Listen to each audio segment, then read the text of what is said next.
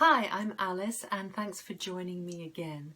Today I'm going to be talking about what a living book is. Now, if you've never heard of living books, it's a term that was coined by Charlotte Mason, a British educator who lived at the end of the 1800s and beginning of the 1900s. And she had some wonderful ideas and an excellent philosophy about educating children. I love living books. They are just so much fun.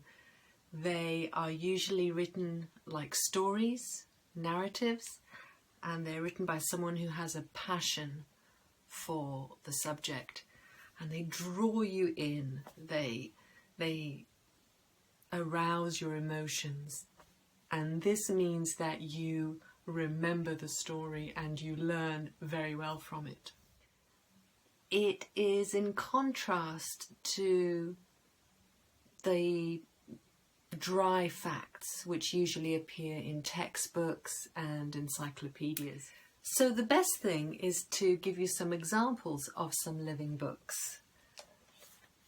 And here are some of my favourites. This is called Marguerite Makes a Book, and it's all about a girl who lived in the Middle Ages who helps her father create a book, and it goes through all the laborious method that they had to go through to create a book back then.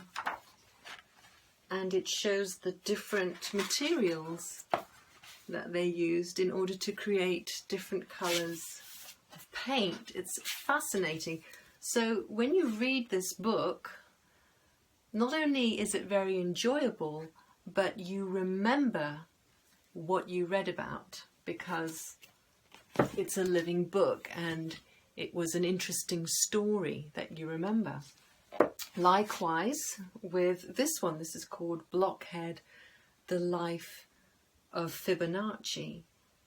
Again, just a wonderful story set in the Middle Ages again.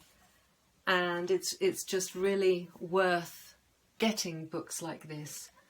They are the treasures that we've built up over the years. In this book, Circumference and the Great Knight of Angleland, he's in this village and he notices these steep rooftops and he says, "Oh, what a quaint little town. Mother would call it cute." So you see, they are cute, acute angles. And then there's the mountains, right? And he says, "The castle lies beyond the mountains of obtuse." So there you've got the large obtuse angles, you see. So there's all sorts of clever things like that in that one. Here's a series of books about a little girl called Katie who goes to the art gallery with her gran, and she actually goes into the paintings and has all these wonderful adventures. And this is so much fun. The children learn about the different paintings and it's a living book. Here's a wonderful old book I found in a charity shop called Map Makers. I have to say I have a weakness for old books.